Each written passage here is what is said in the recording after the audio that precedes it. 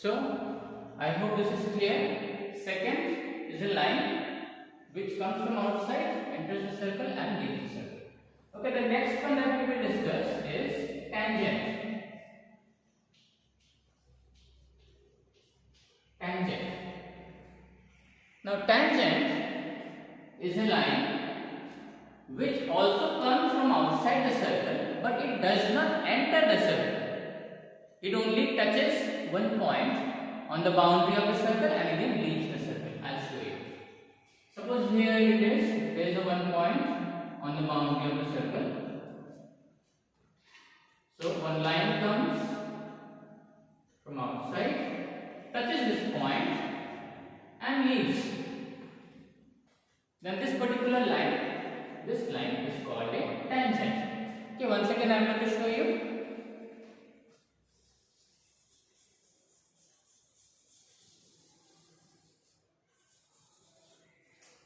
Okay, suppose this point is selected. So a line will come from outside the circle, touch this boundary on the circle and leave. So this particular line is called tangent. You can see that this tangent line has not entered inside the circle, whereas this particular line, that is called secant, has actually entered the circle. Coming from outside, it has entered the circle and again left the circle. Okay, it has left the circle. Alright, so there is a difference between secant and tangent. Secant comes from outside, enters the circle and leaves it, whereas tangent comes from outside, but it doesn't enter the circle. It only touches one point on the boundary of the circle and then leaves. So these are the two lines, secant and tangent. Okay, the next part of the circle that I am going to discuss is arc. A-R-C, arc. Now arc is just a part of the whole complete boundary of the circle. So suppose I erase this much, then this is the arc. It is an incomplete circle. Can you see? Similarly, suppose I erase from here. Then we have two arcs. From here to here, one arc, and then from here to here, another arc. So arc is an incomplete circle, okay, or just one part of the circle is called an arc. All right.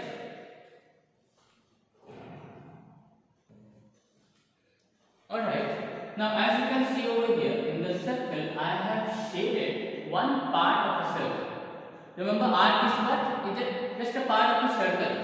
So from here to here is called an arc. But the remaining part of the circle, that is also another arc, isn't it? From here to here, this is one part of the circle. From here to here is another part of the circle. So now let us give some points to understand better. P, and here there be any point Q, and here on the boundary. All these 3 points that I have drawn are on the boundary. Okay, I hope you can see. This is one point, this is one point, and this is one point. All of them are on the boundary. Similarly, here also another point that will be there on the boundary, and let us name it as S. And of course, this is center O. We will give the name center O. So, if I consider this particular arc, and if I consider this particular arc, which one is longer? Obviously this particular arc, and we will name this particular arc as arc PQR.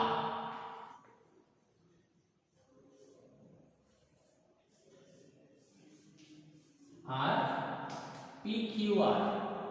Alright. And we will consider this particular arc as arc PSR.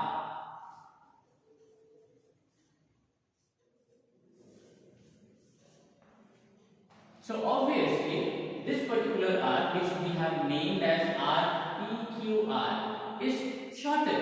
So the shorter one we call it as minor arc. Okay, minor arc. And the arc which is longer, this particular arc PSR, this particular arc we will call it as major arc. So minor arc and major arc. Minor arc is the arc which is shorter in length. Major arc is the arc which is longer in length. And if we combine both these minor and major arc, we get one full circle. Okay, but if you only consider one part of the circle, then the shorter arc is called the minor arc and the longer arc is called the major arc.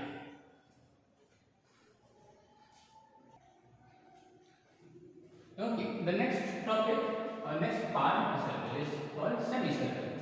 Now we have already learned diameter. Diameter is when you combine two radii which are on the opposite directions, okay, such that both the radii make 180 degree with each other. Then the line integral is called a diameter. That we have learned. But you should also know that when you draw a diameter on a circle, and the diameter always passes through the center. Remember that. So when we draw a diameter, we are actually dividing the circle into two equal halves. Okay, two equal halves. This is one half. And this is another half.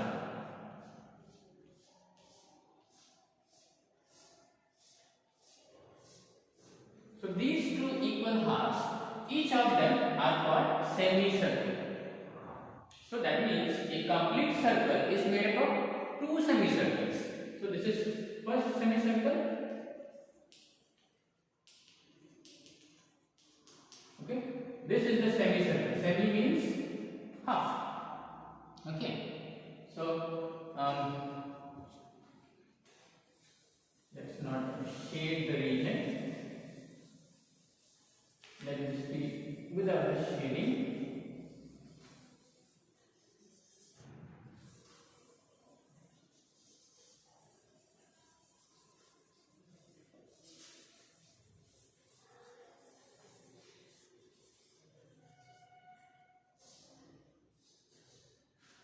So this is one semicircle. First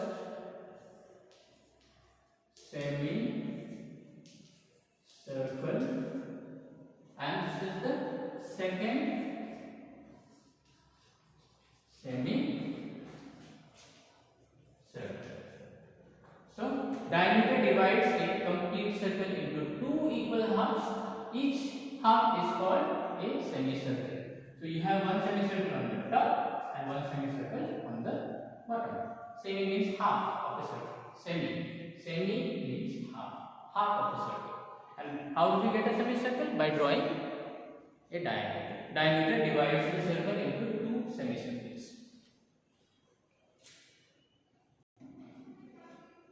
Okay, next we will discuss is segment. Now segments are made when a chord is drawn. Remember, a diameter is also a chord. So when you draw a chord, you are dividing the interior of the circle into two parts. Okay. If it is a diameter, if the chord is a diameter, then both the parts are of equal area. Okay. Inside the circle is divided into two areas. Okay. Both areas are equal in area. If the chord is a diameter. So this is one segment and this is another segment. Both are equal.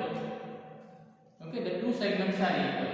This is in the case when the chord is a diameter. But if the chord is not a diameter, like I am going to show you in the next case.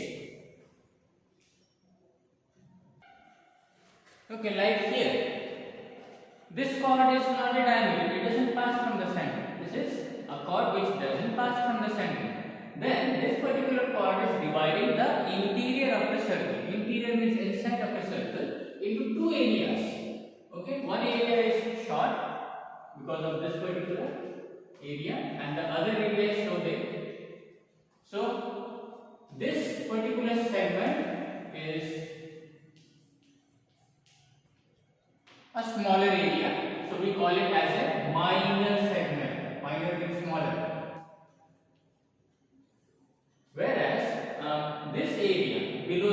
this area, so much area, no? So it is called major segment. So segments are created by drawing a chord. When you draw a chord, then the interior of the circle is divided into two parts. If the chord passes to the center, or if the chord is the diameter, then the two parts are equal, like I showed you in the previous case. But if the chord doesn't pass from the center, any other chord which doesn't pass from the center, like this particular chord, then the two areas that are drawn in the interior are not equal. One is smaller area, one is the bigger area. The smaller area is called minor segment and the bigger area is called the major segment.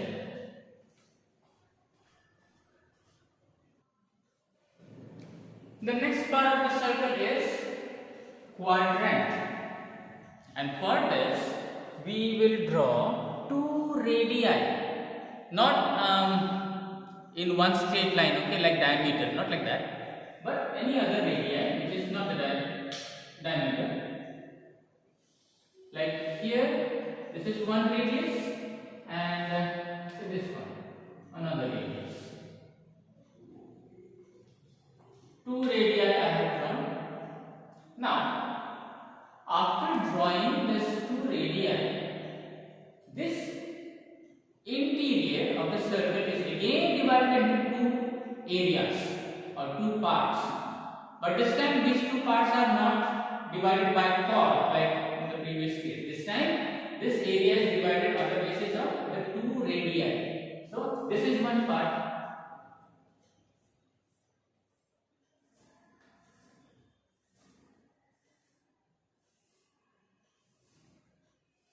And the remaining of the circle is the second part. It can be also thought of as like this.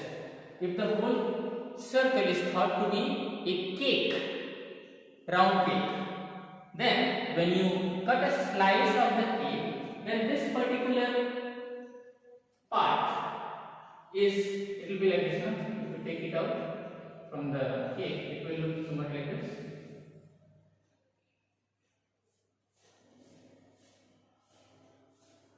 And the rest of the cake will look like this.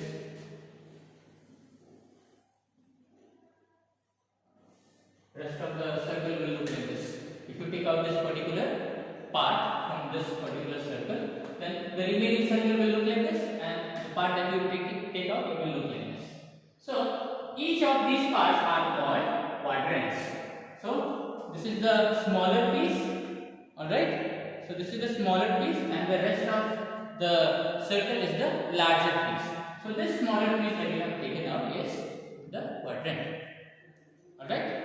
So quadrant can be thought of as a piece of, the whole cake, and if you are taking out one slice of that cake, then that one slice is a quadrant that you are taking out from the circle.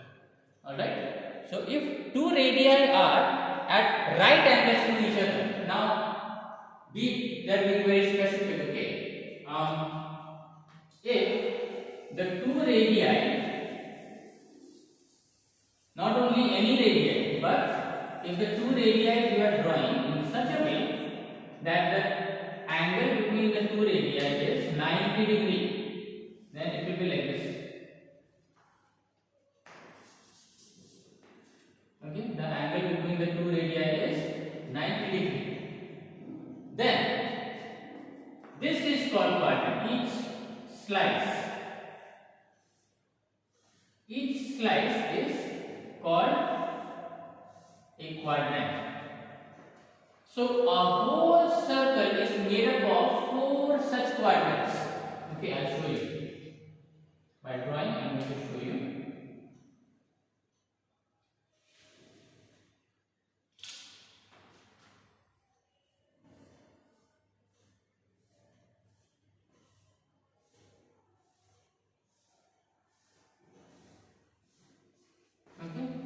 One quadrant. Here again, this radii and this radii also are at 90 degree to each other. So this is another quadrant from here to here, and then again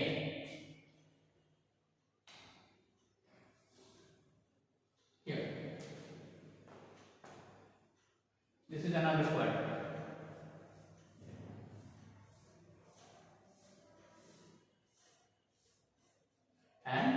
this is another quadrant.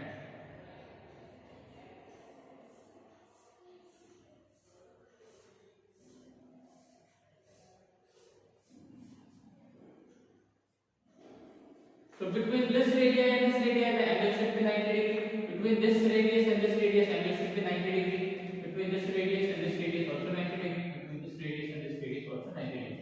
So how many quadrants? Each part in the circle, because of the two radii, is a quadrant. So the whole circle is divided into 1, 2, 3, and 4 quadrants. Okay. So this is the definition of quadrant.